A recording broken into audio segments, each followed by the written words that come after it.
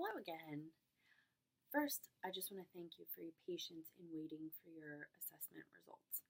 I can attest from personal experience how stressful this whole process can be, but it does get easier. I can recall on the first day of the test, you relayed to me how stressed and how nervous you felt, almost like you were having an anxiety attack. It can be overwhelming and terrifying looking at the questions on the screen. Is there a right or wrong answer? What do the answers mean? Am I going to get judged for the answers? Not only that, but you also took multiple tests during one sitting in which you said it only further increased your anxieties. In following the set of assessments, though, that I only just administered earlier, you said your anxieties were a little less intense than they were with the previous set of assessments. I appreciate you asking for me personally to ask you the questions. I'm glad I was able to help you out in that aspect, making the process a bit more comforting. I would like to take a few moments, though, with you before we start to focus on that anxiety and see if we could bring that down just a little bit. I would like for you to take a deep breath. Close your eyes. Breathe in for 7 seconds. And breathe out for 5.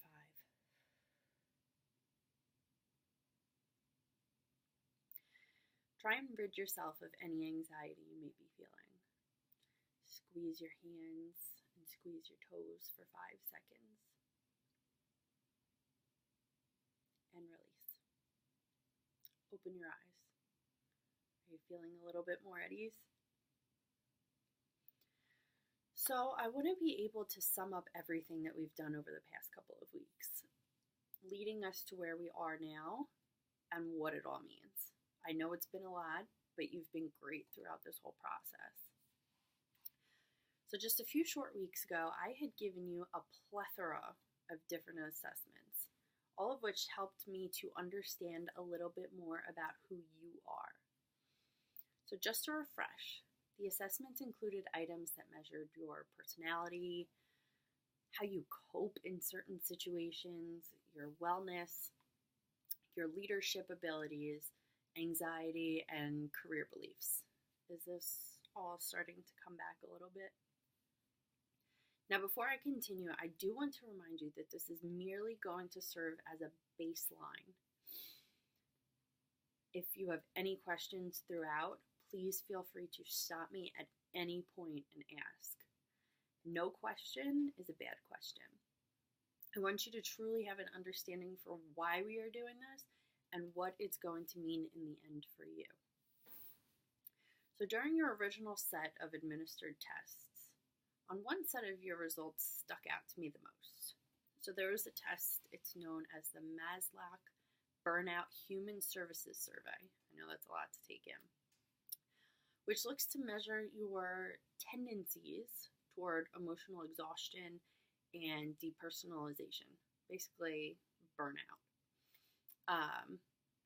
And you had scored lower than the norm compared to your other group of individuals.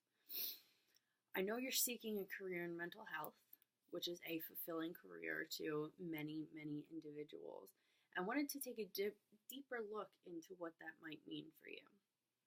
And being in that particular field, it may cause some individuals to take on quite a bit of stress and can cause a great deal of burnout, which is why I wanted to give you the Index for Clinical Stress Scale and the Satisfaction with Life scale. So on the Index of Clinical Stress Scale, an individual can score between 0 and 100. On your results, you scored a 66. So that's a bit above the middle.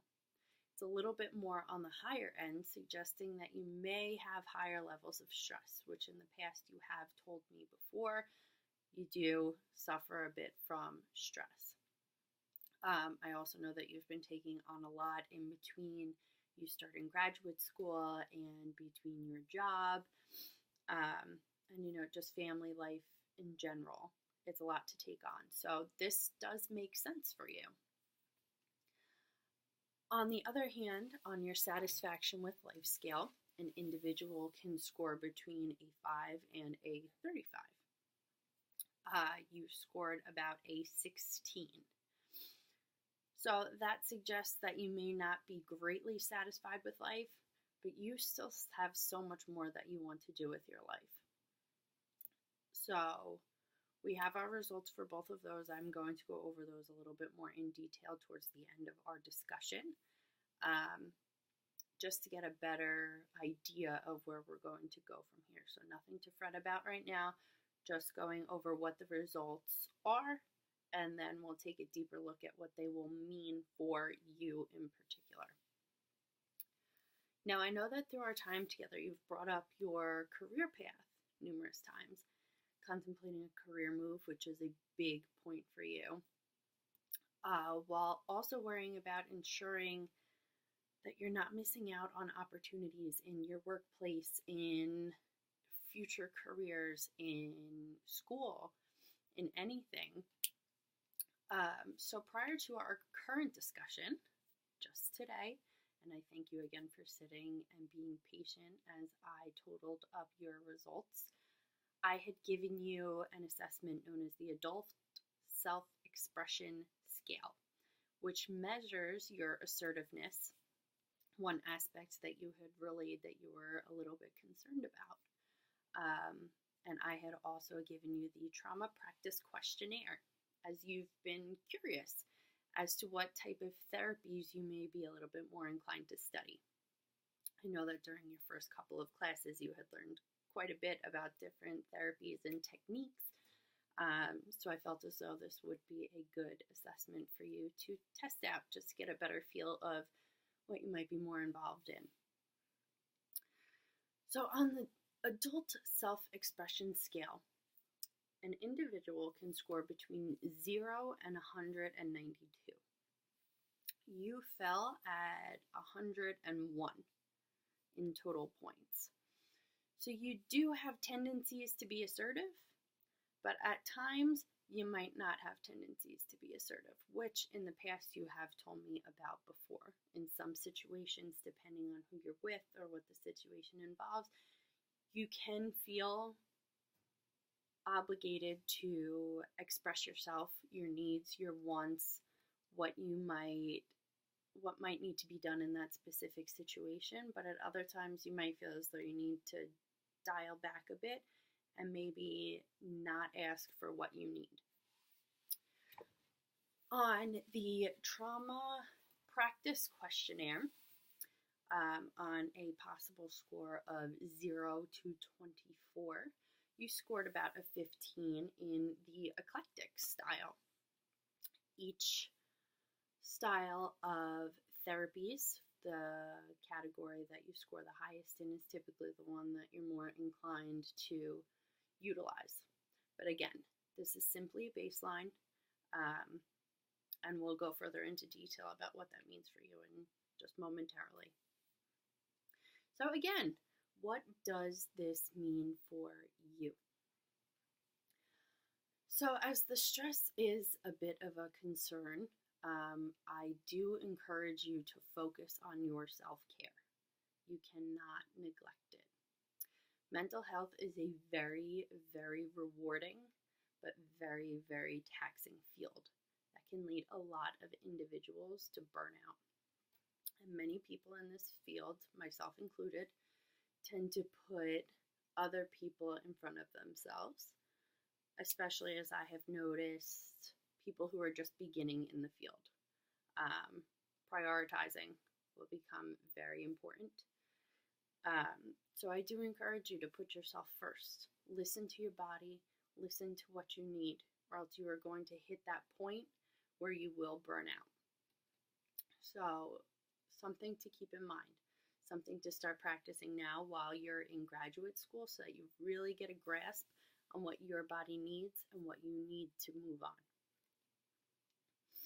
As for the satisfaction with life scale, Though you did fall within the standard population for this specific assessment, the basis for this assessment comes from an older group of individuals, ones who have lived out their life more than yourself, who are older. It is nothing I would be concerned about, as you have a career to look forward to. You have a life possibly filled with a husband and children and travel, if you please. You are the creator of your own happiness. This scale is not going to tell you you are absolutely happy or you are absolutely not happy. It is simply a gauge. And again, it is geared more towards older individuals, so nothing to worry yourself about. On to the trauma practice questionnaire. This is an assessment typically used with clinicians and social workers within the field, as they need to get a gauge for what techniques they may be more inclined to utilize.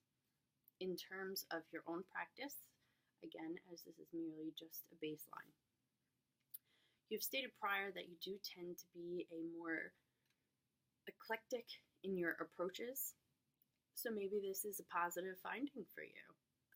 Mind you, you are never stuck in one practice. These results do not tell you you can only stick with an eclectic approach. I encourage you to study and learn as much as possible about each practice as you possibly can and find your niche within that. If it's within EMDR or if it is within an eclectic approach. Whatever works best for you and whatever works best for your client from there. And last but not least, I want to gather your thoughts about your adult self-expression results. I know that I have done a lot of talking, and again, if you have any questions at any point, please feel free to let me know, stop me, and I will further break down your results. You have stated to me in the past that your assertiveness is a cause of concern for you, as you feel due to your lack thereof, you may be missing out on a lot of opportunities. Does that still hold true to this day, right here and right now? If it does, I would like to offer you, if you are up to it, that during a session, we can work on role-playing situations where you may need to be assertive, whether it be with your boss, whether it be with your parents or your siblings, or someone you may run into on the street, so that when that moment does come, you feel confident in your abilities to speak what you need, to tell that other individual, this is what I need at this moment, and not feel as though you're putting too much on them or you don't have the right to ask because you do.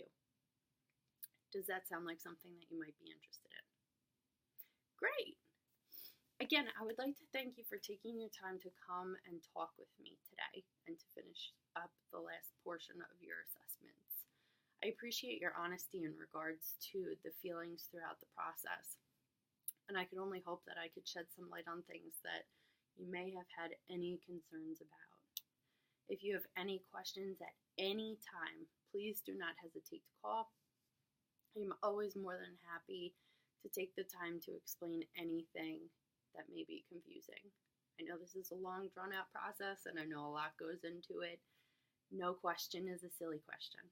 Whatever is confusing to you, I would be more than happy to explain. Again, I just want to commend you. You did an excellent job throughout this entire process, and I do look forward to seeing you next time.